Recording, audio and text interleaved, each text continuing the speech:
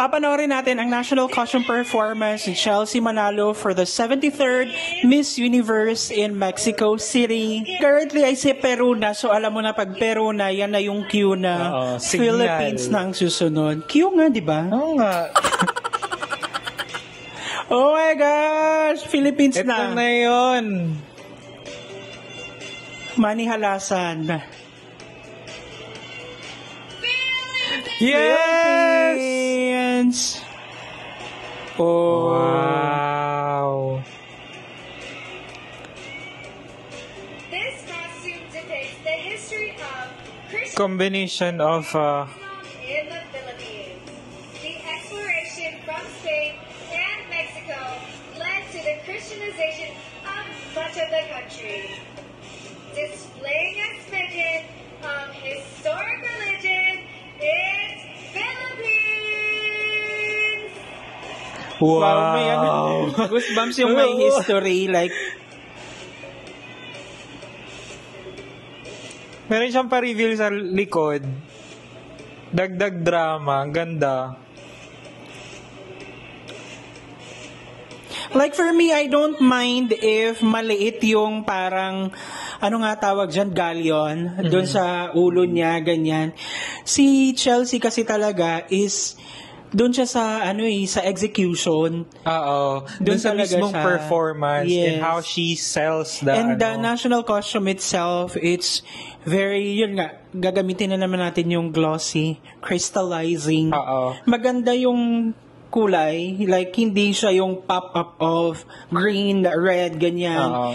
It's lang, soft, pero kapansin-pansin, parang ganun. Maganda yung composition nila, like all the details are there, ganyan. Tapos, what I love about it is, it tells a story talaga. Plus, nasaktuhan pa ng magaling na performance ni Chelsea, di ba? Ngayon naman ay papanoorin natin ang swimwear or swimsuit performance ni Chelsea Manalo sa 73rd Miss Universe 2024. Tapos na si Peru, Philippines na for sure. For sure. Can't wait! Oh my gosh. Philippines! Wow. Thank you, Arbony, for Filipinas. From college, Chelsea landed a job in the hospitality industry. Wow, and I think, is she wearing the, hindi siguro yan yung Chelsea na sandal. Children of migrant Ganda niya. Philippines. Yeah, di ba nag-iba na naman yung buhok niya, the curly hair, parang nakinig yung team, and describe her in one word. Island Her girl. performance. Performance. Island girl, ganyan. Exotic, ganun. For me, Chelsea is a transformer. Wow. Wow. Kasi, Electrician. Hindi, transformer siya because she transforms what she wears and tinatransform niya siya kung ano yung sinusuot niya. So meaning, kumbaga, they work as one with kung ano yung sinusuot niya. Like yung mga wardrobe niya, like national costume niya, and this one. So, yeah, that's Actually, ang gusto kong sabing word is glimmering. In Tagalog, parang kumukuti-kutitap. Wow. Sure ka na dyan. Check mo sa dictionary. Nibiling ko lang. So yun guys, and papanoorin natin ang naging evening gown or long gown presentation performance ni Chelsea Manalo sa 73rd Miss Universe 2024.